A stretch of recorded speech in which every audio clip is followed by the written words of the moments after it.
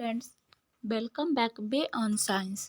Friends, हम लोग discussion कर रहे थे भारतीय भवन का या फिर कोई भी बुक का जो हम लोग का साइंस का ऑब्जेक्टिव है, जो कि जीव विज्ञान बायोलॉजी से है।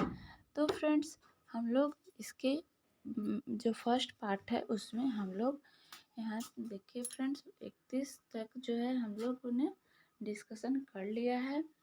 और अभी फ्रेंड्स हम लोग 32 से डिस्कशन करेंगे ऑब्जेक्टिव को। तो फ्रेंड्स, अगर आपने अभी तक चैनल को सब्सक्राइब नहीं किया है तो सब्सक्राइब कर ले, बेल आइकन को प्रेस कर लें और लाइक हिट बटन ज़रूर दबाएं और शेयर अपने दोस्तों के साथ ज़रूर करें, क्योंकि बहुत यूजफुल वीडियो है फ्रेंड्स। और आज का वीडियो भी बहुत यूजफुल होने वाला है। चलिए हम लोग देखते हैं यहाँ से 32 से। रात्रि में प्रकाश संश्लेषण की क्रिया होती है या नहीं? तो इसका उत्तर हो जाएगा नहीं। अतः रात्रि में रंध्रों से CO2 गैस निकलती है। आगे दिया हुआ है, एक कोशिकीय जीव में श्वसन गैसों का आदान प्रदान कैसे होता है और किस क्रिया द्वारा होता है? तो इसका उत्तर हो जाएगा कोशिका झिल्ली से विसरण क्रिया के द्वारा होता है। आगे दिया हुआ है, निम्न श्रेणी के बहुकोशिकीय जंतुओं में श्वसन गैसों का आदान प्रदान कैसे होता है? तो फ्रेंड, शरीर की सतह से विसरण क्रिया द्वारा होता है। आगे दिया हुआ है, उच्च श्रेणी के जंतुओं में श्वसन संबंधी एक विशेष प्रकार का अंग होता है, जिसे क्या कहते हैं? तो फ्रेंड्स, इसे श्वसन अंग कहते हैं। आगे दिया हुआ है, जंतुओं में सामान्यतः कितने प्रकार के श्वसन अंग होते हैं? तो फ्रेंड्स, 3 प्रकार के श्वसन अंग होते हैं, जिसमें श्वसन नली या ट्रैकिया, गिल्स और फेफड़ा। आगे दिया हुआ है, ट्रैकिया द्वारा श्वसन किसमें होता है? तो ट्रैकिया द्वारा जो श्वसन है कीटों में, जैसे तिलचट्टा। आगे दिया हुआ है, ट्रैकिया के श्वसन में गैसों का आदान प्रदान रक्त के माध्यम से क्यों नहीं होती है? तो इसका उत्तर हो जाएगा क्योंकि रक्त में हीमोग्लोबिन या उसके जैसा कोई रंजक नहीं पाए जाते हैं। नेक्स्ट है, प्रत्येक मछली में गिल्स के कितने समूह पाए जाते हैं? तो फ्रेंड्स, 2। आगे दिया हुआ है, ट्रैकिया की रचना का वर्णन करें। तो इसका उत्तर हो जाएगा, ट्रैकिया शरीर के भीतर स्थित अत्यंत शाखित हवा भरी नलिकाएं हैं, जो एक ओर सीधे ऊतकों के संपर्क में होती है तथा दूसरी ओर शरीर की सतह पर श्वास रंध्र नामक छिद्रों द्वारा खुलती है। नेक्स्ट है फ्रेंड्स, गिल्स किस प्रकार के अंग हैं? तो इसका उत्तर हो जाएगा, गिल्स एक विशेष प्रकार के श्वसन अंग हैं, जो जल में घुलित ऑक्सीजन का उपयोग श्वसन के लिए करता है।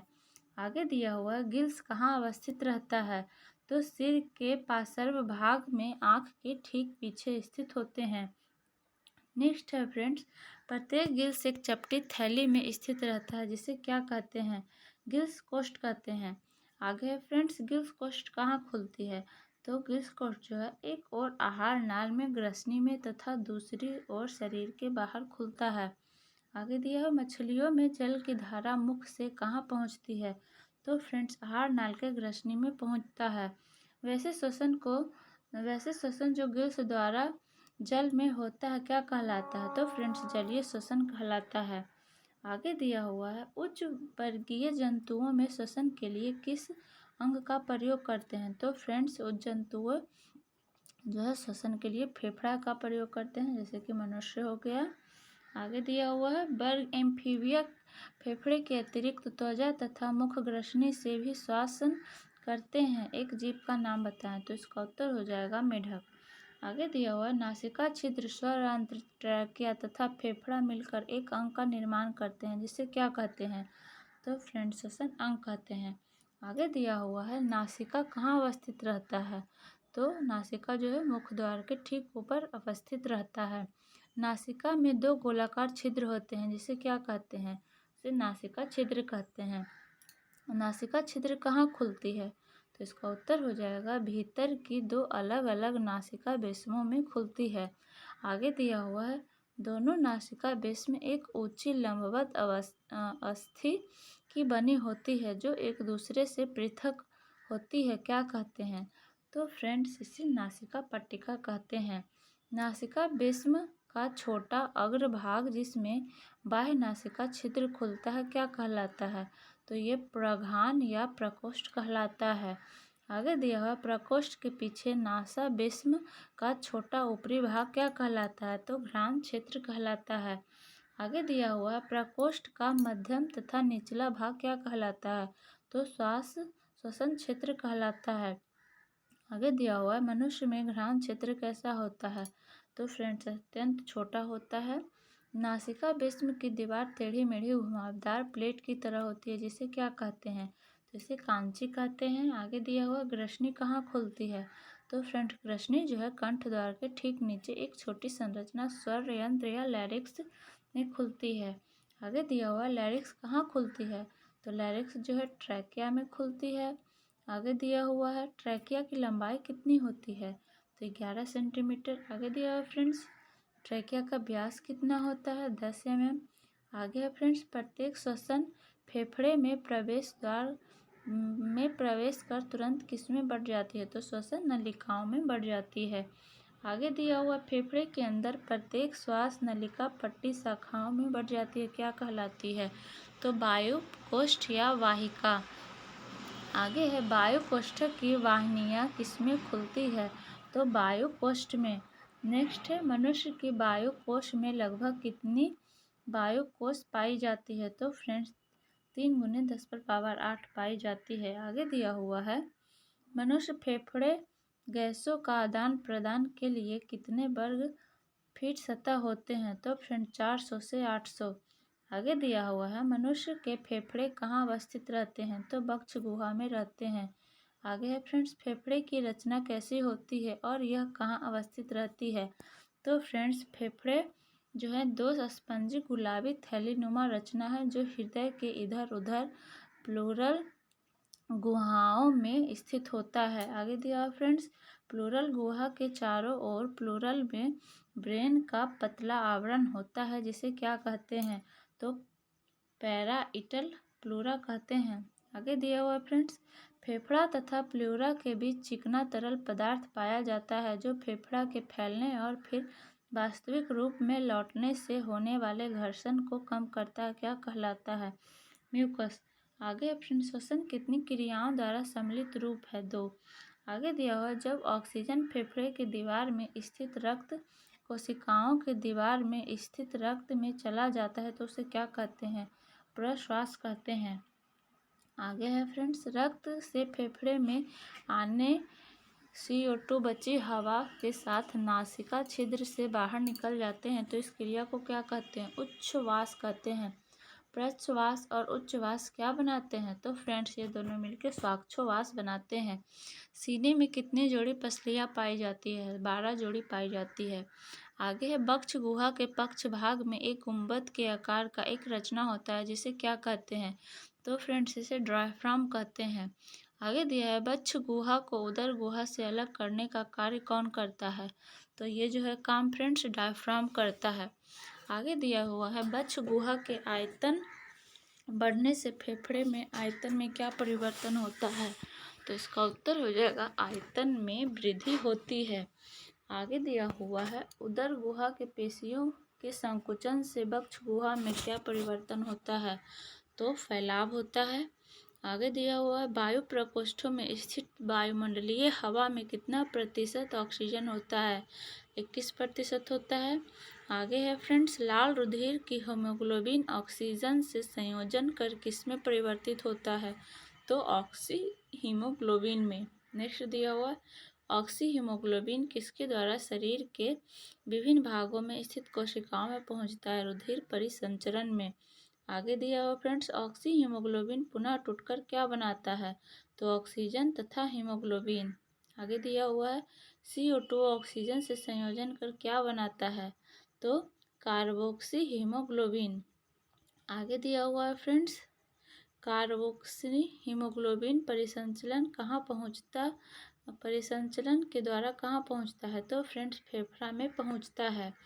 आगे दिया हुआ है जो कि पाठ 3 से है, परिवहन चैप्टर से है। इसमें है फ्रेंड्स जीवों के शरीर में पदार्थों के परिवहन के लिए एक विशेष प्रकार का विकसित तंत्र पाया जाता है जिसे क्या कहते हैं? तो फ्रेंड्स इसे परिवहन तंत्र कहते हैं। आगे दिया हुआ एक कोशिकीय पौधे एवं सरल बहुकोशिकीय में पदार्थों का परिवहन किस क्रिया द्वारा होता है? तो विसरण क्रिया के द्वारा होता है। आगे दिया हुआ संवहन ऊतक लंबी लंबी नलिकाओं के रूप में होता है, जिसे क्या कहते हैं? तो इसे जाइलम तथा फ्लोएम कहते हैं। आगे दिया हुआ जाइलम एवं फ्लोएम कहाँ से कहाँ तक फैले होते हैं? तो जड़ से लेकर तना होते हुए पत्तियों तक फैले हुए होते हैं। आगे दिया हुआ जल एवं खनिज लवणों का अवशोषण जड़ द्वारा पौधे करते हैं, उन्हें पत्तियां तब पहुंचाने का कार्य कौन करता है? तो फ्रेंड्स इसे जाइलम ऊतक करता है। आगे है जल की मदद से हरी पत्तियां प्रकाश संश्लेषण की क्रिया द्वारा खाद्य पदार्थों का निर्माण करती है, जिससे पत्तियों से पौधे के अंग में पहुंचने का कार्य कौन करता है? तो इसका जो कार्य है फ्रेंड्स फ्लोएम ऊतक करता है। आगे जाइलम एवं फ्लोएम से जल एवं खाद्य पदार्थों का स्थानांतरण पौधे की एक अंग से दूसरे अंग तक होता है, जिसे क्या कहते हैं? तो इसे संवहन बंडल कहते हैं। आगे दिया हुआ है जाइलम को और किस नाम से जाना जाता है? तो इसे जल संवहन ऊतक के नाम से जाना जाता है। आगे जाइलम में पाई जाने वाली वाहिकाएं एवं वाहिनिका मुख्य रूप से किसमें सहायक होती है? तो फ्रेंड्स जल एवं खनिज लवणों के स्थानांतरण में सहायक होती है। आगे दिया हुआ है वाहिकाएं की आकृति कैसी होती है? तो इसका उत्तर हो जाएगा बेलनाकार होती है। आगे दिया हुआ है वाहिनिकाएं की कोशिकाओं की रचना कैसी होती है? तो इसका उत्तर हो जाएगा इसकी कोशिकाएं लंबी एवं नलिकाकार और दोनों शीर्ष पर पतली होती है। आगे है वाहिकाएं की आकृति कैसी होती है? तो इसकी आकृति बेलनाकार होती है। आगे है वाहिकाएं मुख्य रूप से किस पौधे में पाई जाती है? तो नग्नबीजी एवं निम्न संवहन वाले पौधे में। नेक्स्ट है वाहिकाओं का मुख्य कार्य क्या होता है? तो फ्रेंड्स जल तथा घुलित खनिज लवण पदार्थों को जड़ से पत्तियों तक पहुंचाने का कार्य होता है। नेक्स्ट है फ्लोएम में पाए जाने वाली चलानी नलिका का मुख्य कार्य क्या है? तो इसका उत्तर हो जाएगा पौधे के हरे भागों में निर्मित भोज्य पदार्थों को दूसरे भागों में वितरित करता है। आगे दिया हुआ है पौधे में खाद्य पदार्थों का स्थानांतरण किस रूप में होता है? तो इसका उत्तर हो जाएगा सुक्रोज के रूप में। आगे दिया हुआ है पौधे में जल एवं खनिज लवणों तथा खाद्य पदार्थों का परिवहन मुख्य रूप से कितनी क्रियाओं के सहयोग से होता है? तो इसका उत्तर हो जाएगा फ्रेंड्स 2 क्रियाओं से होता है, स्थानांतरण और वाष्पोत्सर्जन। आगे दिया हुआ स्थानांतरण क्या है? तो इसका उत्तर हो जाएगा स्थानांतरण द्वारा घुलित पदार्थों का चालन पौधे के एक अंग से दूसरे अंगों तक होता है। आगे दिया हुआ है वाष्पोत्सर्जन क्या है? तो इसका उत्तर हो जाएगा वाष्पोत्सर्जन के द्वारा जल पौधे के बाहरी वायवीय द्वारा वाष्प के रूप में निकलकर हवा में मिल जाता है। आगे दिया हुआ पौधे द्वारा अवशोषित किया गया जल लगभग कितने प्रतिशत का उपयोग करती है? तो इसका उत्तर हो जाएगा 10%। आगे दिया पौधे द्वारा अवशोषित किया गया जल कितने प्रतिशत वाष्पोत्सर्जन क्रिया से बाहर निकलता है? तो फ्रेंड्स 90% क्रिया द्वारा बाहर निकलता है। आगे दिया हुआ जलीय पौधे में मृदा से जल का अवशोषण किसके द्वारा होता है? तो उत्तर हो जाएगा मूलरोम। आगे है फ्रेंड्स कोशिका में कोशिका रस का परासरण दाब भूमि जल के दाब से अधिक होता है या कम? तो इसका उत्तर हो जाएगा अधिक। आगे दिया हुआ है पौधे में जल खनिज लवण और खाद्य पदार्थों को बहुत ऊंचाई तक संचलन को क्या कहते हैं? इसका उत्तर हो जाएगा स्थानांतरण। पौधे के वायवीय भागों से जल का रंध्रों द्वारा वाष्प के रूप में निष्कासन की क्रिया को क्या कहते हैं? तो फ्रेंड्स इसका उत्तर हो जाएगा वाष्पोत्सर्जन। आगे दिया हुआ है पत्तियों में छोटे छोटे छिद्र होते हैं, जिसे क्या कहते हैं? तो फ्रेंड्स इसे रंध्र या स्ट्रोमाटा कहते हैं। आगे दिया हुआ है वाष्पोत्सर्जन की क्रिया सभी पौधे में समान होती है? तो फ्रेंड्स नहीं। एक मकई का पौधा तथा सेब का पौधा एक दिन में लगभग कितना लीटर जल का वाष्पोत्सर्जन करता है? तो इसका उत्तर हो जाएगा मकई का पौधा 3 से 4 लीटर तथा सेब का पौधा 10 से 20 लीटर का वाष्पोत्सर्जन करेगा। आगे दिया हुआ फ्रेंड एक पेड़ अपने जीवन काल में अपने भार के औसत का कितना गुना वाष्पोत्सर्जन करता है? तो फ्रेंड्स 100 गुना वाष्पोत्सर्जन करता है। आगे दिया हुआ है जल का संचालन जाइलम ऊतकों से रंध्रों तक नियंत्रण कब तक होता रहता है? तो फ्रेंड जब तक बाष्पोत्सर्जन की क्रिया चलती रहती है। आगे दिया हुआ पौधे के मूल रोम से चोटी तक लगातार जल की धारा किस क्रिया द्वारा प्रवाहित होती है? तो फ्रेंड्स बाष्पोत्सर्जन की क्रिया द्वारा प्रवाहित होती है। आगे दिया हुआ है पौधे में तापक्रम संतुलन बनाए रखने के लिए कौन सी क्रिया सहायक होती है? तो फ्रेंड्स इसका उत्तर हो जाएगा बाष्पोत्सर्जन। आगे दिया हुआ है फ्रेंड्स पौधे के एक भाग से दूसरे भाग में खाद्य पदार्थों के जलीय घोल को आने जाने को क्या कहते हैं? तो इसका उत्तर हो जाएगा पदार्थों का स्थानांतरण। आगे दिया हुआ है फ्रेंड्स एमिनो अम्ल का स्थानांतरण पौधे में कैसे होता है? तो इसका उत्तर हो जाएगा अधिक सांद्रता वाले भाग से कम सांद्रता वाले भाग की ओर। आगे दिया हुआ अधिक सांद्रता वाले भाग और कम सांद्रता वाले भाग को क्या कहते हैं? इसका उत्तर हो जाएगा अधिक सांद्रता वाले भाग को समभरण सिरे और कम सांद्रता वाले भाग को उपयोग सिरे कहते हैं। आगे है फ्रेंड्स खाद्य पदार्थों का स्थानांतरण किसके द्वारा होता है? तो इसका उत्तर हो जाएगा फ्लोएम चलानी नलिकाओं द्वारा होता है। आगे फ्रेंड चलानी नलिकाएं किससे जुड़ी होती है? तो अत्यंत छोटे छिद्रों वाली प्लेट से जुड़ी रहती है। पौधे में जल तथा खनिज लवणों के परिवहन जो है फ्रेंड्स किस पथ से होता है? तो एक दिशीय पथ से होता है। पौधे में खाद्य पदार्थों का स्थानांतरण किस दिशा में होता है? तो द्विदिशीय पथ से होता है। आगे है पौधे की आवश्यकता अनुसार खाद्य पदार्थों का स्थानांतरण कौन करता है? तो इसका उत्तर हो जाएगा फ्लोएम करता है। आगे है उच्च श्रेणियों के जंतुओं में परिवहन के लिए विशेष प्रकार का तंत्र होता है जिसे क्या कहते हैं? तो इसे परिवहन तंत्र कहते हैं। आगे दिया हुआ परिवहन तंत्र के प्रमुख कितने अवयव हैं और कौन कौन है? तो इसका उत्तर हो जाएगा रुधिर या रक्त हैं, और दूसरा हृदय, और तीसरा रुधिर रक्त या वाहिनियाँ। आगे दिया हुआ फ्रेंड्स रुधिर या रक्त वाहिनियाँ मिलकर किसका निर्माण करते हैं? तो फ्रेंड्स ये जो है परिवहन तंत्र या पारिसंचरण तंत्र का निर्माण करते हैं। आगे दिया हुआ है परिवहन तंत्र में अवयव के अतिरिक्त एक और अवयव पाया जाता है जिसे क्या कहते हैं? तो फ्रेंड्स इसे लसिका तंत्र कहते हैं। आगे दिया हुआ रक्त कैसा पदार्थ है और इसका पीएच मान क्या है? तो इसका उत्तर हो जाएगा रक्त लाल रंग का एक गाढ़ा क्षारीय तरल पदार्थ है। इसका पीएच मान लगभग 7.4 है।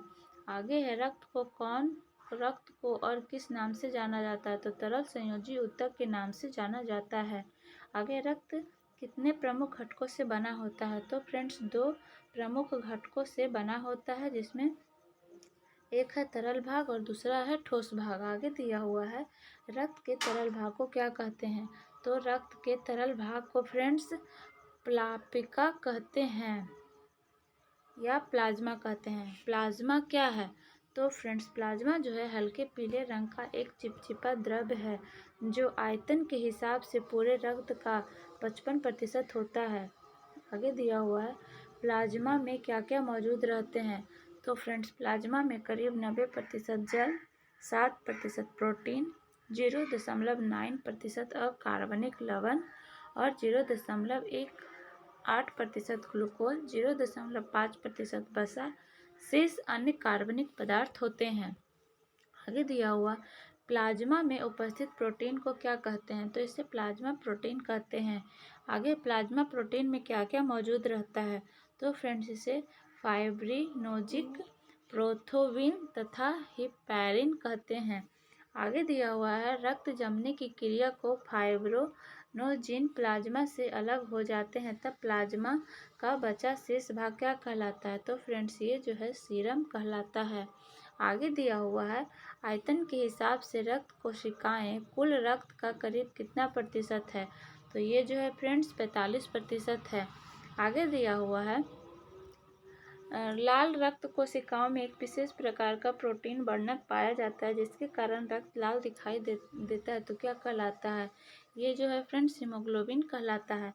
हीमोग्लोबिन एक अणु को ऑक्सीजन के कितने अणुओं को बांधने की शक्ति होती है? तो फ्रेंड्स 4 अणुओं को बांधकर चलने की शक्ति होती है। आगे दिया हुआ है, किस विलक्षण गुण के कारण हीमोग्लोबिन को ऑक्सीजन का वाहक कहा जाता है? तो इसका उत्तर हो जाएगा, हीमोग्लोबिन की एक अणु को ऑक्सीजन के 4 अणुओं से संयोज करने की क्षमता होती है। इसी विलक्षण गुण के कारण हीमोग्लोबिन को ऑक्सीजन का वाहक कहा जाता है। आगे दिया हुआ, हीमोग्लोबिन के श्वसन के दौरान लिए गए ऑक्सीजन से संयोज कर एक अस्थायी यौगिक बनाता है, जिसे क्या कहते हैं? तो फ्रेंड्स, इसे ऑक्सी हीमोग्लोबिन कहते हैं। आगे दिया हुआ, कार्बन डाइऑक्साइड हीमोग्लोबिन से संयोज करके एक अस्थायी यौगिक बनाता है, जिसे क्या कहते हैं? तो फ्रेंड्स, इसे कार्बोक्सी हीमोग्लोबिन कहते हैं। आगे दिया है, कार्बोक्सिल हीमोग्लोबिन पुनः वियोजित होकर क्या बनाती है? तो फ्रेंड्स, इसे कार्बन डाइऑक्साइड तथा हीमोग्लोबिन कहलाती है। आगे दिया हुआ, मनुष्य का मैमेलिया वर्ग के अन्य व जंतुओं के लाल रक्त कोशिका में क्या नहीं होता है? तो फ्रेंड्स, ये जो हम लोग का लाल रक्त कोशिका है, इसमें न्यूक्लियस जो है अनुपस्थित रहता है। वैसे तो सभी कोशिका में न्यूक्लियस पाया जाता है, लेकिन जो हम लोग का लाल संयोजी ऊतक है, इसमें हम लोग का जो रक्त की जो कोशिका है, इसमें न्यूक्लियस अनुपस्थित रहता है। बहुत ही इम्पोर्टेंट क्वेश्चन है, जो कि एग्ज़ाम में अक्सर घुमा फिरा कर पूछता है कि इनमें से किन कोशिकाओं में न्यूक्लियस अनुपस्थित रहता है? तो फ्रेंड्स, हो जाएगा रक्त की कोशिका में।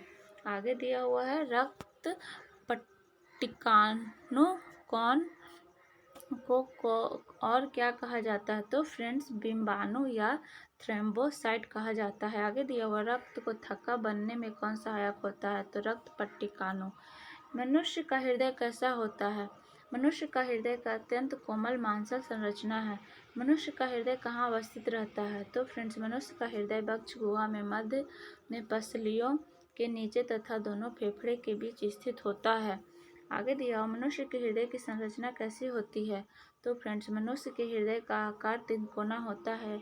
इसका चौड़ा भाग आगे की ओर स्थित होता है और संकरा भाग पीछे की ओर होता है। यह बाईं तरफ झुका हुआ होता है। आगे दिया हुआ फ्रेंड्स, हृदय पेरिटोनियम की एक दोहरी झिल्ली के अंदर बंद होता है, जिसे क्या कहते हैं?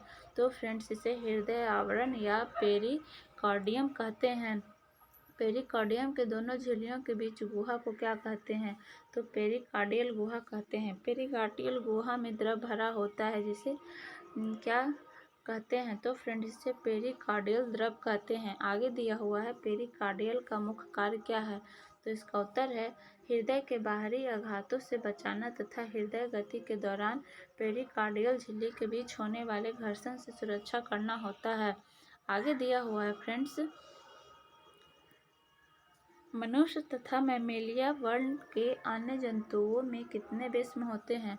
तो इसका उत्तर हो जाएगा फ्रेंड्स, 4 बेस्म होते हैं। आगे दिया हुआ, दायां और बायां अलिंद हृदय के किस भाग में स्थित होते हैं? तो हृदय के चौड़े अग्र भाग में स्थित होते हैं।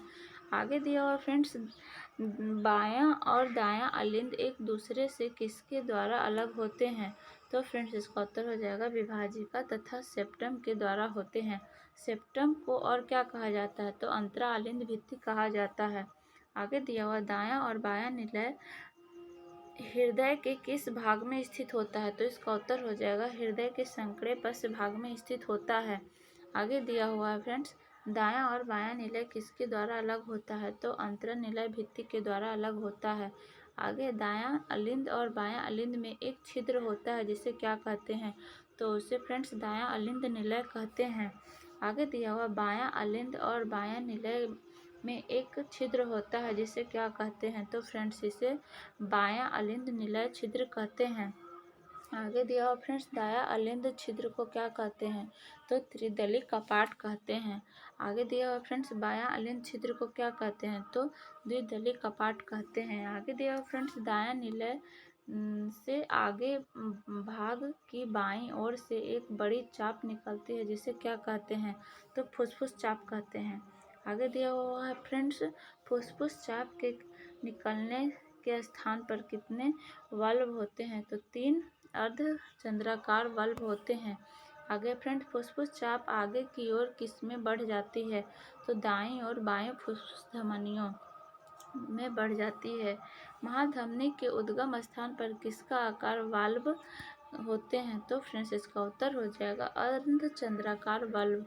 आगे दिया हुआ महाधमनी कहाँ से निकलती है? तो इसका उत्तर हो जाएगा फ्रेंड्स बाएं निलय के अगले भाग के दाएं कोने से। आगे है फ्रेंड्स शरीर के सभी भागों में जाने वाली धमनियाँ कहाँ से निकलती है? तो इसका उत्तर हो जाएगा महाधमनी चाप से। आगे है फ्रेंड्स हृदय की क्रिया विधि क्या है? तो इसका उत्तर हो जाएगा हृदय शरीर के सभी भागों में अशुद्ध रक्त को ग्रहण करता है और शुद्ध करने के लिए ऑक्सीजन द्वारा फेफड़े में भेजता है और पुनः शुद्ध रक्त का फेफड़ों में ग्रहण कर शरीर के विभिन्न भागों में पंप कर देता है। आगे दिया हुआ है फ्रेंड्स हृदय के पेशियों का संकुचन या शिथिलन क्या कहलाता है? तो इसका उत्तर हो जाएगा संकुचन को सिस्टोल और शिथिलन को डायस्टोल कहते हैं। आगे दिया हुआ है फ्रेंड्स सिस्टोल और डायस्टोल मिलकर हृदय का क्या बनाता है? तो इसका उत्तर हो जाएगा धड़कन। आगे है फ्रेंड्स दिया हुआ हृदय की धड़कन का तालबद्ध संकुचन एक विशेष प्रकार के तंत्रिका ऊतक के द्वारा होता है जिसे क्या कहते हैं? तो इसका उत्तर हो जाएगा साइनोरिकुलन नोड या 5A नोड और इसे पेसमेकर भी कहते हैं। आगे दिया हुआ पेसमेकर द्वारा उत्पन्न विद्युत धारा को एक विशेष प्रकार के यंत्र के द्वारा अंकित किया जाता है जिसे क्या कहते हैं? तो इसे इलेक्ट्रोकार्डियोग्राफ कहा जाता है। आगे है फ्रेंड्स इलेक्ट्रोकार्डियोग्राफ के अंकित किए गए रेखाचित्र को क्या कहते हैं? तो इसका उत्तर हो जाएगा इलेक्ट्रोकार्डियोग्राफ। आगे है फेफड़े में शुद्ध रक्त किसके द्वारा लिंग में पहुंचता है? तो फुफ्फुस शिराओं के द्वारा पहुंचता है। आगे है परिवहन चक्र को पूरा करने में रक्त हृदय से होकर कितनी बार से गुजरता है?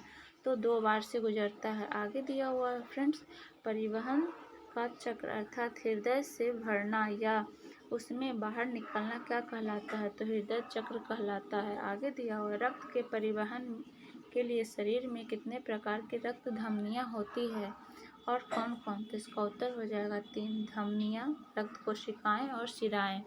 आगे दिया हुआ है धमनियाँ का मुख्य कार्य क्या है? तो इसका उत्तर हो जाएगा धमनियाँ का मुख्य कार्य शुद्ध या ऑक्सीजन जनित रक्त को हृदय से शरीर के विभिन्न भागों में ले जाना। आगे दिया हुआ है धमनियाँ की दीवारें कैसी होती है? तो धमनियाँ की जो दीवारें हैं मोटी लचीली तथा कपाटहीन होती है। आगे दिया हुआ है शरीर के विभिन्न भागों में धमनियाँ बटकर क्या बनाती है? तो धमनिकाएँ बनाती है। आगे दिया हुआ है कोशिकाओं की दीवार किन पदार्थों के लिए पारगम है? तो इसका उत्तर हो जाएगा कोशिकाओं की दीवार जो है जीवन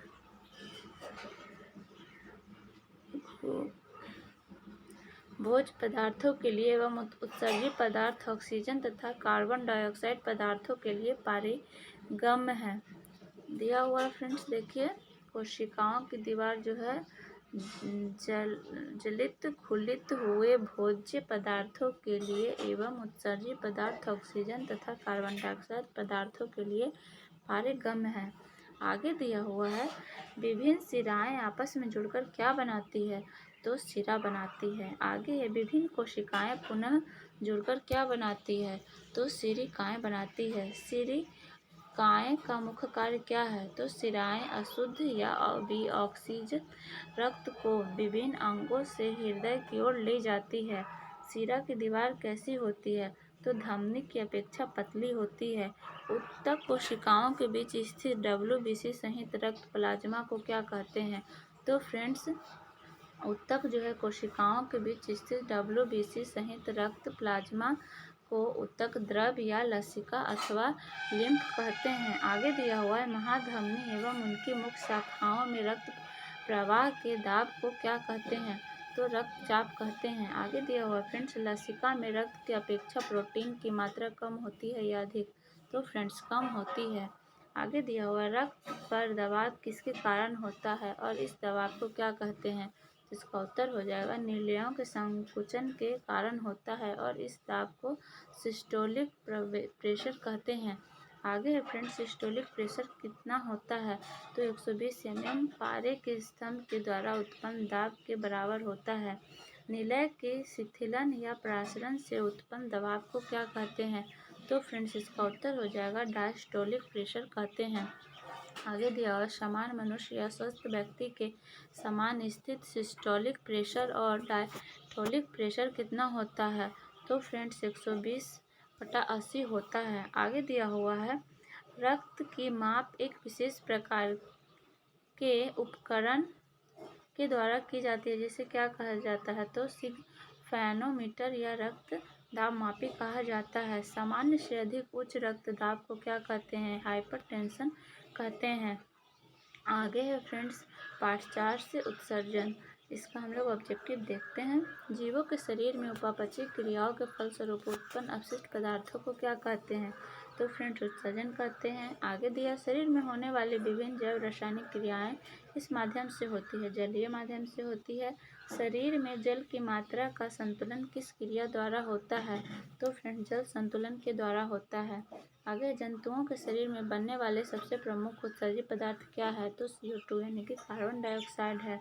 आगे दिया हुआ CO2 किसके विखंडन से बनता है? तो फ्रेंड्स कार्बनिक अणुओं के विखंडन से बनता है। आगे CO2 का शरीर में निष्कासन हेतु जंतुओं में एक अंग होता है जिसे क्या कहते हैं? तो फ्रेंड्स इसे श्वसन अंग कहते हैं।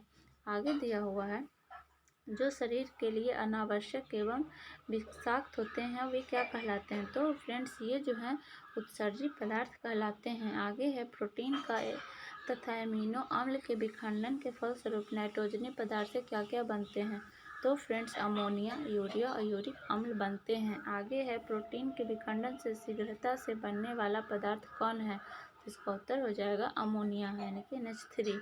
जटिल बहुकोशिकीय जंतुओं में अपशिष्ट पदार्थ को शरीर से बाहर निकालने के लिए एक प्रकार की रचना पाई जाती है जिसे क्या कहते हैं? तो फ्रेंड्स इसे उत्सर्जन तंत्र कहते हैं।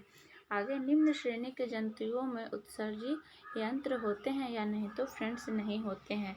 अमीबा में CO2 तथा नाइट्रोजनी पदार्थ में मुख्य रूप से उत्सर्जी पदार्थ कौन से होते हैं? इसका उत्तर हो जाएगा अमोनिया। अमीबा में उत्सर्जित पदार्थ का निष्कासन कैसे होता है? तो शरीर की सतह से विसरण क्रिया द्वारा होता है। आगे मनुष्य एवं समस्त वर्मीविटा उपसंघ के जंतुओं में महत्वपूर्ण उत्सर्जी यंत्र कौन है? तो इसका उत्तर हो जाएगा विक्र यानी कि किडनी।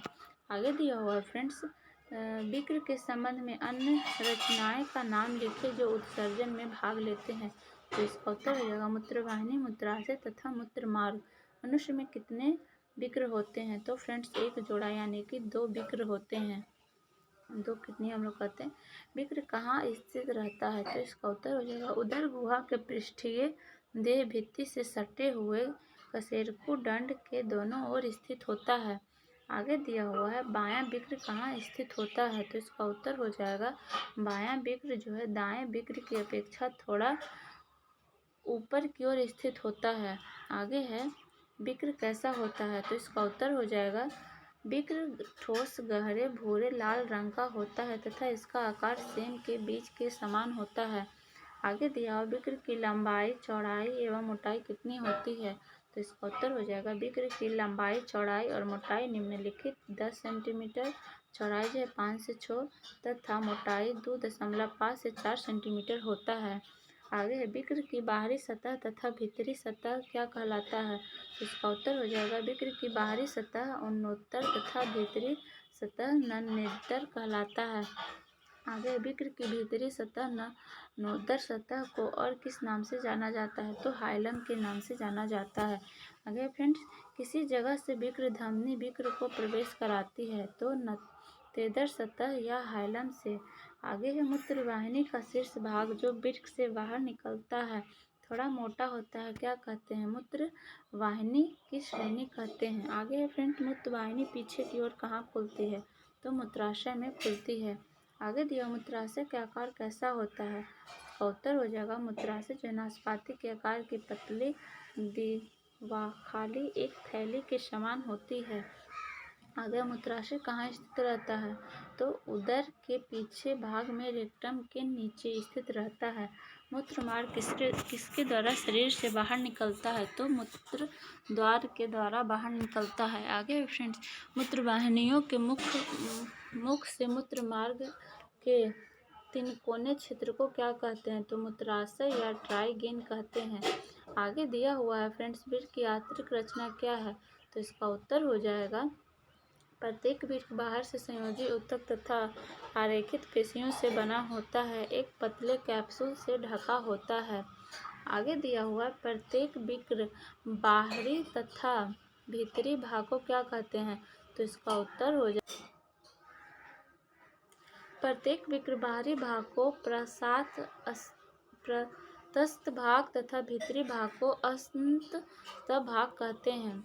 आगे दिया हुआ फ्रेंड्स, प्रत्येक वृक्क 15 से 16 पिरामिड जैसी रचनाओं का बना होता है, जिसे क्या कहते हैं? तो वृक्क समूह कहते हैं। आगे है, प्रत्येक वृक्क में सूक्ष्म लंबी कुंडलित नलिकाएं पाई जाती है, जिसे क्या कहते हैं? तो फ्रेंड्स नेफ्रॉन वृक्क नलिकाएं कहते हैं। आगे दिया, वृक्क के रचनात्मक एवं क्रियात्मक इकाई को क्या कहते हैं? तो फ्रेंड्स इसे नेफ्रॉन कहते हैं। ये भी BBI क्वेश्चन है। आगे दिया फ्रेंड, प्रत्येक वृक्क में लगभग कितने नेफ्रॉन पाए जाते हैं? तो फ्रेंड 10 लाख नेफ्रॉन पाए जाते हैं। प्रत्येक वृक्क नलिका का आरंभ प्याले जैसी रचना होती है, जिसे क्या कहते हैं? तो बेमेन संपुट कहते हैं। आगे दिया फ्रेंड्स, बेमेन संपुट एक ग्लोमेरुल के सम्मिलित रूप को क्या कहते हैं? तो मेम्ब्रेन कोष्ठ कहते हैं। आगे दिया हुआ है, आरोही और अवरोही चाप के बीच एक विशेष भाग होते हैं, जिसे क्या कहते हैं? तो फ्रेंड्स इसे जो है हिनले का चाप कहते हैं। आगे दिया हुआ है, आरोही चाप के आगे की ओर कहाँ खुलती है? तो संग्राहक नलिका खुलती है। आगे दिया हुआ है, सभी संग्राहक नलिकाओं के मिलने से जो नली बनती है उसे क्या कहते हैं और वह कहाँ से जुड़ा होता है? तो फ्रेंड्स ये जो है सामान्य संग्राहक नली, जो अंत में मूत्रवाहिनी से जुड़ा होता है। आगे दिया हुआ है, वृक्क का कार्य कितने चरण में पूरा होता है? तो इसका उत्तर हो जाएगा, वृक्क का कार्य 3 चरण में पूरा होता है। पहला ग्लोमेरुल फिल्ट्रेशन, ट्यूबुल पुनर्शोषण और ट्यूबुल स्त्रवण। आगे दिया हुआ है, ग्लोमेरुल फिल्ट्रेशन किस प्रकार का कार्य करती है? तो एक छन्ना की तरह कार्य करता है। आगे दिया हुआ है, उच्च दाब में हुए फिल्ट्रेशन को क्या कहते हैं? तो अल्ट्रा फिल्ट्रेशन कहते हैं। आगे दिया हुआ है, कोशिकाएं एक प्लाज्मा प्रोटीन बोमेन संपुट की भित्ति के लिए अर्धपारगम होती है, इस फिल्ट्रेशन को क्या कहते हैं? तो इसे जो है फ्रेंड्स ग्लोमेरुल फिल्ट्रेशन कहते हैं। आगे दिया हुआ है क्वेश्चन है, कभी कभी नलिका की कोशिका से कुछ उत्सर्जित पदार्थ भी स्रावित होकर फिल्ट्रेशन में चले जाते हैं, इस प्रकार के फिल्ट्रेशन को क्या कहते हैं? तो ब्लैडर मूत्र कहते हैं। आगे है, मूत्र की बनावट क्या है? तो इसका उत्तर हो जाएगा, मूत्र में जल, यूरिया तथा सोडियम क्लोराइड विद्यमान होते हैं। कोई व्यक्ति 24 घंटे में 8 से 10 ग्राम प्रोटीन आहार के रूप में ग्रहण करता है, उसके मूत्र में 96% जल एवं ठोस 4%, जिसमें 2% यूरिया तथा 2% अन्य पदार्थ होते हैं। यूरिया किसका उपोत्पाद है? यह किससे बनता है? तो यूरिया जो है प्रोटीन का मेटाबॉलिज्म का उत्पाद है, यह एमिनो अम्ल से बनता है। आगे, यूरिया का समान मात्रा क्या है? तो 10 ml रक्त में 30 mg जो है यूरिक अम्ल तथा सामान्य मात्रा 100 ml से में 2-3 mg है। आगे है फ्रेंड्स, सामान्य मनुष्य प्रतिदिन मूत्र के साथ कितना यूरिक अम्ल उत्सर्जित करता है? तो 1.5 से 2 ग्राम उत्सर्जित करता है। आगे मूत्र का पीला रंग किसकी उपस्थिति के कारण दिखाई देता है? तो यूरोकोन के कारण दिखाई देता है। आगे है, जब किसी व्यक्ति का वृक्क कार्य करना बंद कर देता है तो उसके कार्य को अति विकसित मशीन के में द्वारा कराई जाती है, उस मशीन को क्या कहते हैं? तो इसका उत्तर हो जाएगा डायलिसिस मशीन। आगे दिया, डायलिसिस मशीन में एक टंकी होता है, जिसे क्या कहते हैं? तो इसे डायलाइजर कहते हैं। आगे दिया, रक्त की शुद्धिकरण डायलिसिस मशीन द्वारा की जाती है, इस प्रकार की प्रक्रिया क्या कहलाता है? तो हीमोडायलिसिस कहलाता है। डायलिजर में एक तरल पदार्थ भरा होता है, उसे क्या कहते हैं? डायलाइसेट या डायलिसिस फ्लूइड कहते हैं। टैटिन कहाँ स्थित होता है? तो वृक्ष की छाल से कहाँ स्थित रहते हैं? वृक्ष की छाल से। आगे दिया हुआ है, रेजिन एवं गोंद कहाँ संचित रहते हैं? तो पुराने जाइलम में। कुछ पौधे में उत्सर्जित पदार्थ गाढ़े दूधिया तरल के रूप में संचित रहता है, जिसे क्या कहते हैं? तो इसे टेक्टस कहते हैं। बबूल के गोंद में उत्सर्जित पदार्थ बबूल के पौधे में उत्सर्जित पदार्थ क्या है? तो फ्रेंड्स गोंद है।